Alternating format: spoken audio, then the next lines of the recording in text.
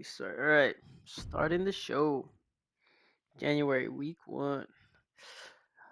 Bianca opens the show to a chorus of boos. She doesn't let that stop her though. She grabs a mic and tells Rhea to come on out here. Rhea does. They have a face to face in the ring. Bianca says, Rhea, you didn't beat me. I beat me. I let my own personal vendetta get in the way of reclaiming what's rightfully mine, so I'm calling my shot one more time. At the Rumble, me versus you. Rhea responds, what makes you think you deserve a shot at this? I am 3-0 against you now. Get to the back of the line. Rhea starts to walk away when Bianca says, you're scared. I can see it. We both know I was about to win that match. But sure, go ahead. Continue to be a fake champion. Rhea hears this, walks right up to Bianca. Their foreheads are against each other in anger. Rhea grabs a mic to say something, but is cut off by the music of Naomi. Naomi comes out and says, "Oh no, Bianca, it's time for you to get to the back of the line. You had your shot, you blew it. It's time for the bloodline to take their place at the top. Me and you, Rhea." Rhea laughs and says, "You know what? You both want me at the Rumble. You both can have me. I'll see you guys there." Okay, triple threat. Okay, I wrote a lot for this. Overbooked mess. John starts with Hell yeah. Nakamura, who has been John's Achilles heel for the past few weeks. Starting off like their matches have been, with Cena struggling. Nakamura starts to set up for Kinshasa. Cena ducks. Nakamura turns around. He eats an AA. And Cena finally pins Nakamura. He has a face of relief. And that brings out Priest, who is fresh and putting up one hell of a fight against Cena. Priest is looking to finish this off when Ambrose appears at the top of the ramp. Priest takes his eye off the ball, leading to Cena being able to roll him up. All right. Adam Cole starts to make his way to the ring. When he's walking down the ramp, Angelo Dawkins does his thing where he football tackles people and he launches Cole into the audience. Trick comes in, starts beating down Cole, hits a trick shot on him. They throw him in the ring.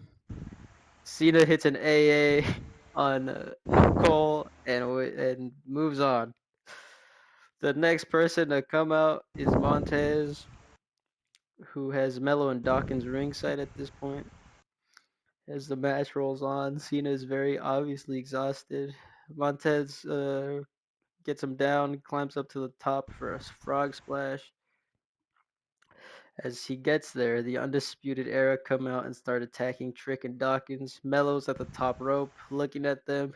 Cena quickly gets to his feet, climbs to the top, hits an avalanche AA to move on to the final person. The Rock's music hits, and it goes how you would expect. An exhausted Cena has no chance against the fresh Rock. Rock wins and is now the number one contender for the WWE Championship. Half the roster ran in on the match. Yeah.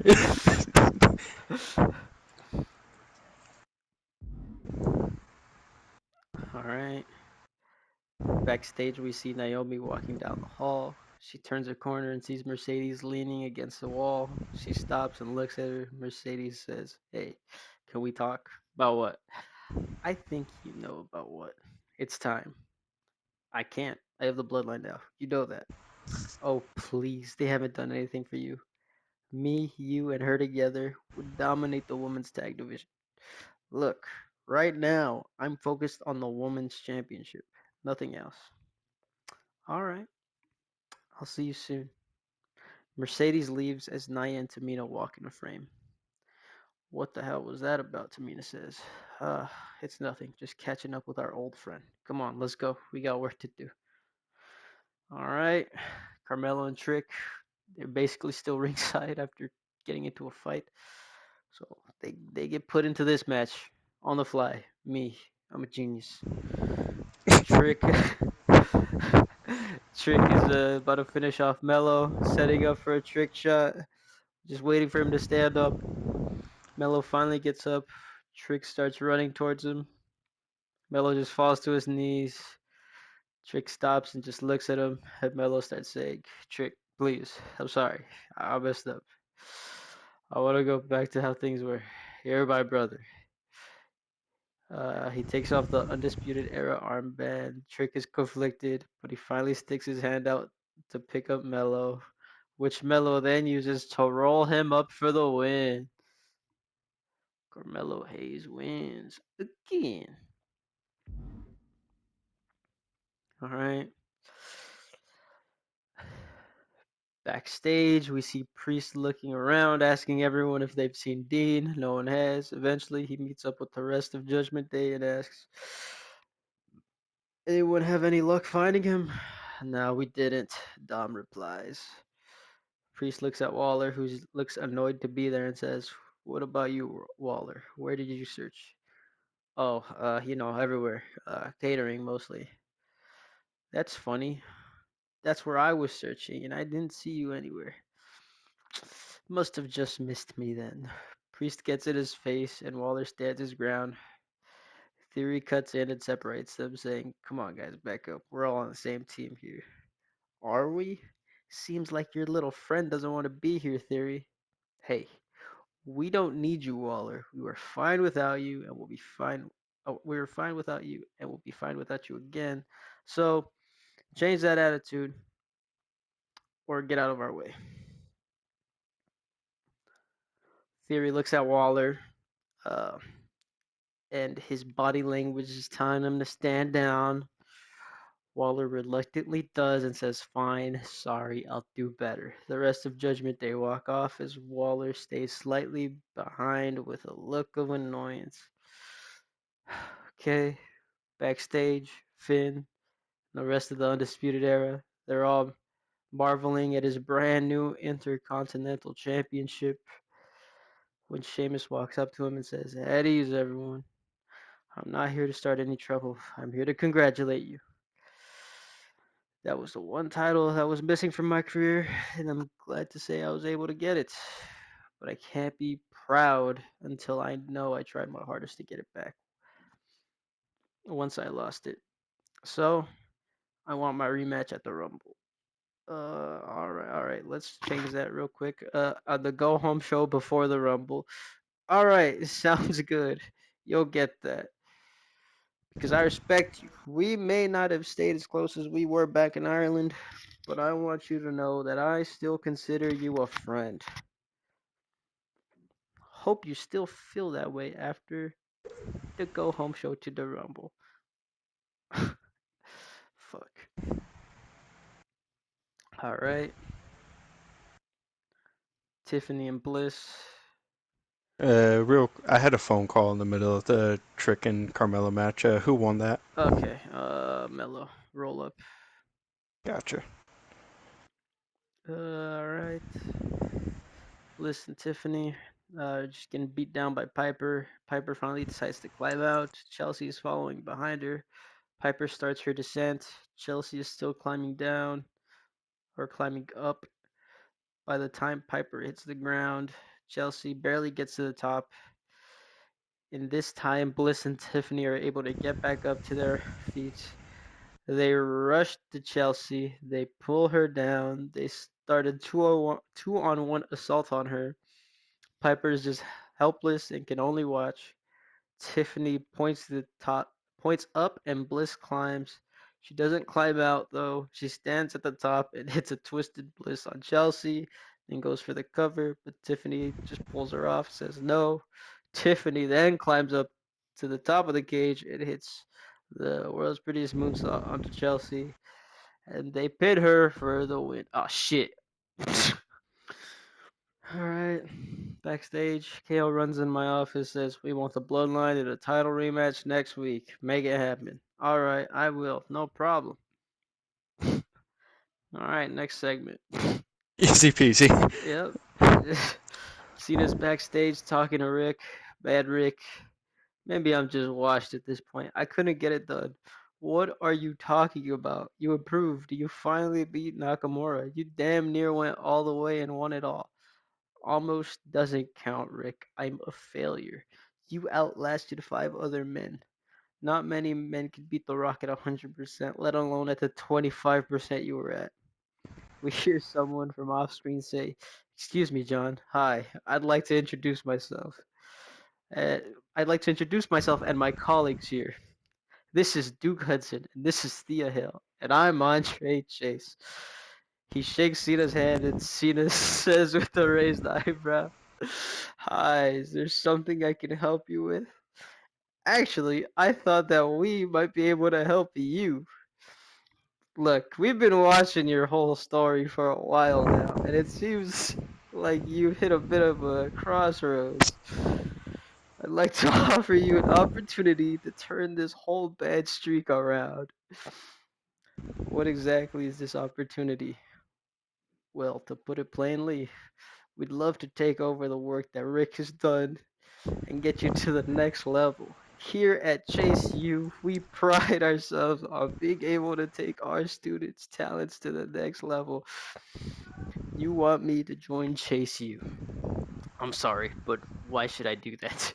Have you guys even been on TV this year? I pinned Alexa Bliss this year, says Thea. Well, that's something, I guess. You're a college though, right? What's the tuition? 100,000. God damn! I know it sounds steep, but the standing alone at the top of the mountain is priceless. I'm going to have to stop you guys right there. Rick jumps in. Are you guys seriously trying to poach my talent away from me right in front of me? Look, Rick, we're just offering him something else. That's all. I think you guys gotta go. All right, we'll leave. But here, take this card, Zeta. If you have any questions, don't be afraid to ask. Okay. Raquel. Cena's going back to college. Okay, Raquel is ringside messing with Michin, when Zelina's music hits, she comes off fuck, hold on. Can you hear that background noise? I heard like a thump. Is that it? You don't hear no voices, Uh, people talking? I at one point heard like a small snippet of somebody saying something, but for the most part, I haven't heard anything. Okay. Take out my fucking earrings. Shit's hurt. Okay. Raquel is ringside messing with Michin. When Zelina's music hits, she comes out to fight off Raquel, leading to Michin being able to get the win. Something light.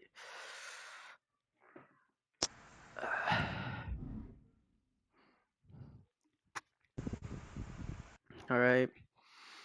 Aleister Black has a backstage promo. It's just mixed with footage of him and also Gunther. I've been all around the world, and everywhere they go, they tell me, "You hit hard, but not as hard as Gunther."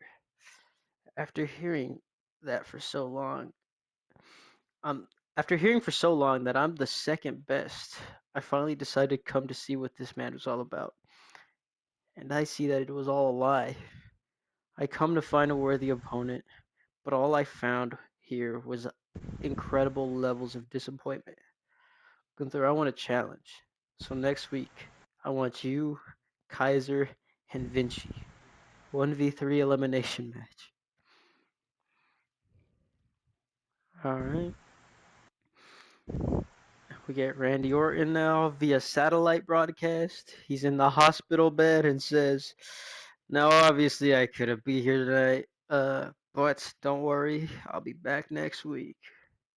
Now, Rock, I gave you a warning with Rikishi to stay out of my business, but you didn't. So I'm going to have to live up to my new nickname of the NOI Killer. See you next week." All right. Main event time. Bianca is doing everything she can to end this early, but Roxanne is taking every chance she gets to take advantage. Eventually, Bianca goes is going for the KOD when Naomi comes out of the crowd. Bianca pauses for a second. She looks at Naomi. She then goes for the KOD, but Rox lands on her feet and quickly hits Pop Rocks. Bianca kicks out. Naomi then throws a chair in the ring, distracts the ref. Rox starts unloading on Bianca. She hits Pop Rocks on the chair. She throws it out the ring and she gets the win. After the match, Naomi starts beating down Bianca. Uh, she's also not alone as Naomi and not Naomi, as Naya and Tamina also come out to start beating down Bianca. Roxanne wins. Lol.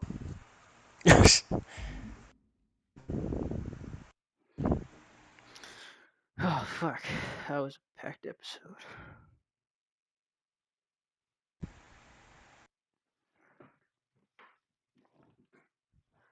Um. Okay.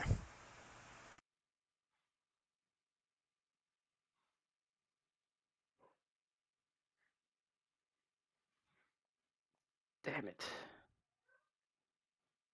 Save recent gameplay. Okay. The show starts and the crowd roars for a moment as the camera is pointed towards the entrance. After a few moments, you hear the old ECW theme hit, and out comes Paul Heyman. He makes his way down to the ring and grabs a mic. He says, "Ladies and gentlemen, my name is Paul Heyman, and I am your General Manager of SmackDown." Now, you may be wondering why I stayed anonymous for so long, and that is because I wanted this brand to establish itself and not rely on the general manager so much. But I felt like with it being a new year and certain circumstances happening, it felt right to finally introduce myself properly. Now, to the matters at hand. At this moment, Sami Zayn's music hits and he comes out. Sami, and out comes Sami and Bronson. Sami says he has the utmost amount of respect for Mr. Heyman, but what he has been putting Sami through these past few weeks is criminal. Heyman goes to speak, but once again is cut off by Sami, who goes over what all he has had to overcome since winning the title. Heyman tries to get a word in, but then out comes Drew McIntyre. Drew then says, "Paul, please tell me the words that are about to come out of your mouth. It is to fire Bronson Reed, because that man has cost me everything and deserves to have nothing." Bronson then snatches the mic out of Sami's hand and tells Drew that firing him wouldn't solve anything because Drew has picked a fight that won't end until Bronson decides it's over.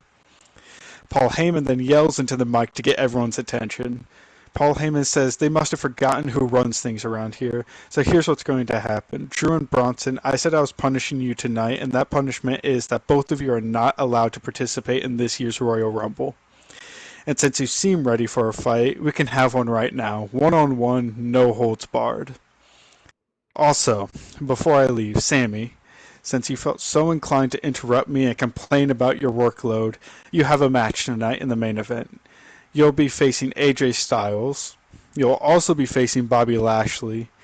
And as a cherry on top, you'll be facing Braun Strowman in a fatal four-way. And just for fun, let's put that title on the line.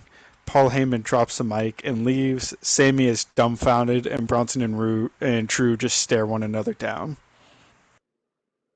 Move on to the opening match: Drew McIntyre versus Bronson Reed. This match is just a massive brawl. They are just trading big shots after big shots. They are also utilizing the no holds barred stipulation to its fullest form, using all the weapons they can find. We see Drew put Bronson through an announce table with a future shock DDT. We then see Drew grab the steel steps and bring them into the ring. He then collects Bronson and brings him back into the ring as well. Drew nails Bronson with the future shock DDT on the steel steps, but once more and backs up. He's getting the crowd fired up and does his countdown and charges in for a claymore, but Bronson Reed has recovered in record time and just chucks the steel steps at Drew McIntyre as he charges in. They nail Drew in the head and he lays unconscious in the ring. Bronson then goes up top and nails Drew with a tsunami and pins Drew 1, 2, 3. Bronson Reed beats Drew McIntyre. Oh, hell no, Jigsaw.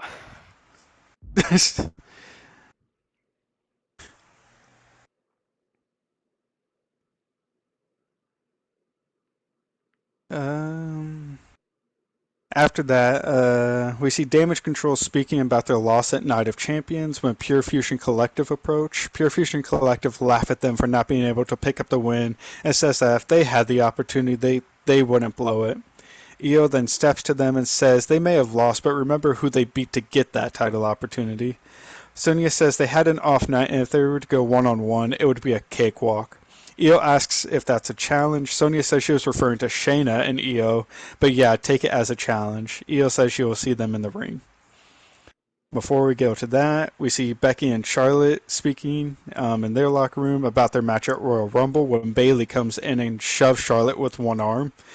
Bayley complains about Charlotte literally stepping over her after her match with Becky. Charlotte says she didn't mean anything by it and that let she just wanted to kind of let Becky know who's next in line. Bayley says we already knew she was next in line, either that be against her or Becky, but she didn't have to disrespect her like that. Charlotte then asks Bayley what she's going to do about it. A shocked hush kind of falls over the trio as Paige enters the locker room. Paige asks what's going on, and Bayley says that Charlotte has finally shown her true colors. She didn't care about Bayley or Becky or anyone. All she cared about was how quick she could get back on top. Charlotte says that's not what she wants. Bayley won't have any of it, and says she might not be 100% right now, but when she is, she wants Charlotte in that ring. We then go to Io versus Shayna Baszler. Towards the end of the match, we see Io go up top to hit her over the moonsault, but she gets distracted by Zoe Stark on the apron. She hops down and confronts Zoe and they argue. Io goes to strike Zoe, but Zoe drops down. This has given Shayna the chance to recover, and after Io swings, Shayna is quick to lock in the Ace of Spades, her sleeper hold, and she makes Io pass out in the ring. Shayna Baszler gets a win over Io Sky. Damn.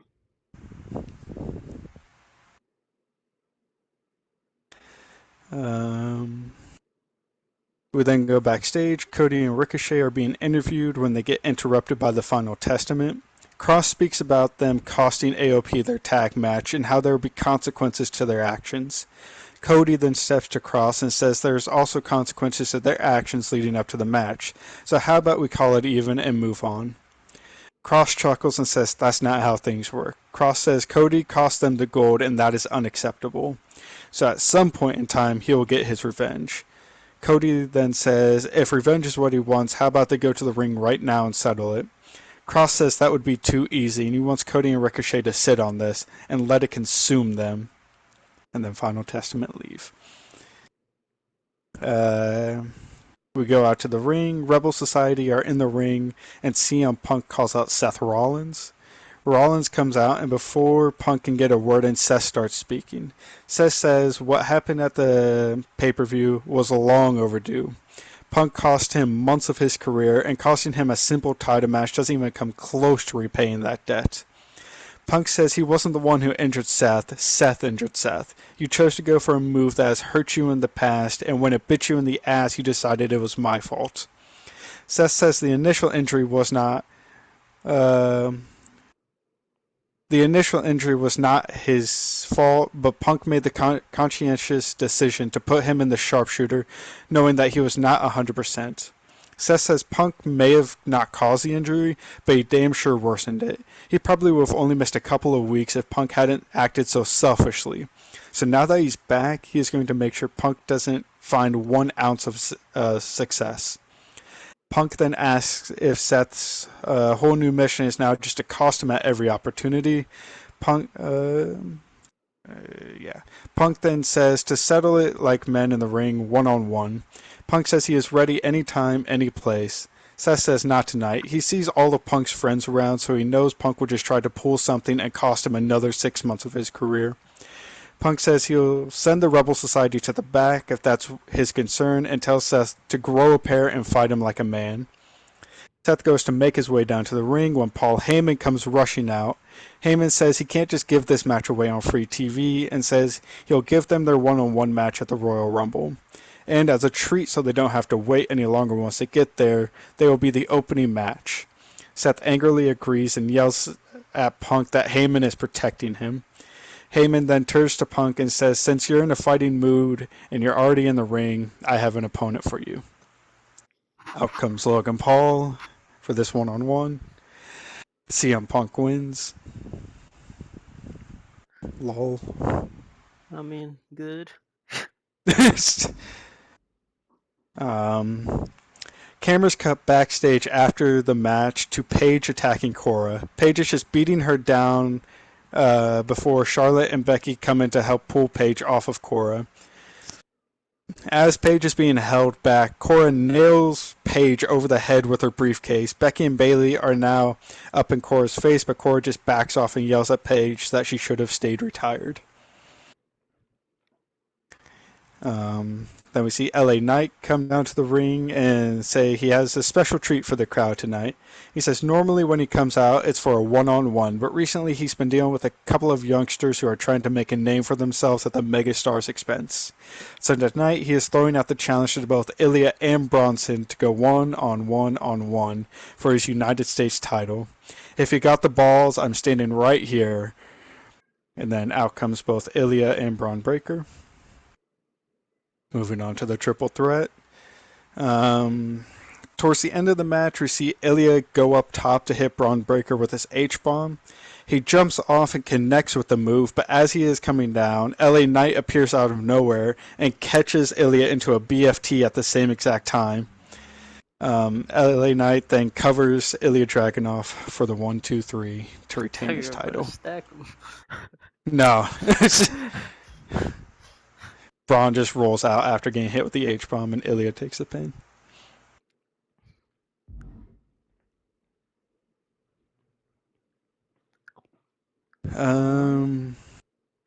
We then go backstage. Becky and Charlotte are seen tending to Paige in the medical ward. The doctors are checking on Paige to see if she is alright, and Paige says she is going to get Cora for what she has done.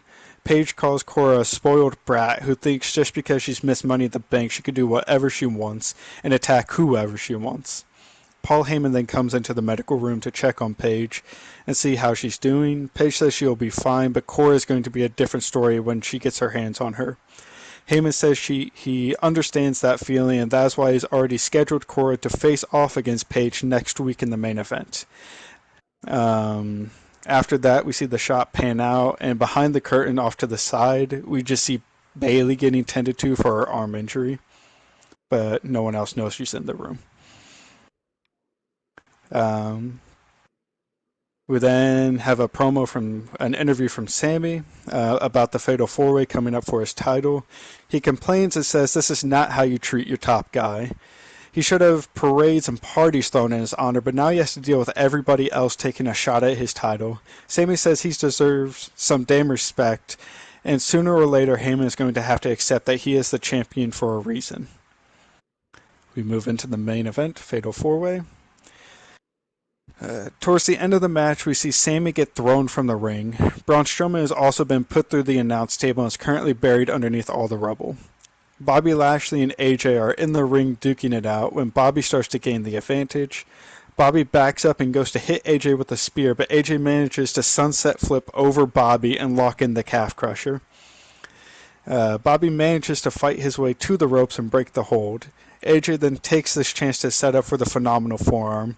Bobby staggers to his feet, and as AJ is about to jump, you see Bobby get blindsided through the ropes by Braun Strowman, who just stares a hole through AJ. AJ panics for a moment before deciding to jump for the forearm anyway. Braun catches AJ and hits him with a running power slam. As he is about to cover, Sami Zayn comes back into the ring and just shoves Braun out and quickly covers AJ to get the 1-2-3. Sami Zayn retains. Little sneaky heel. Exactly. Look who's he's in the ring with. You're telling me he's going to have the advantage in that match? He can. He could. Just get that title and just start banging him across the head.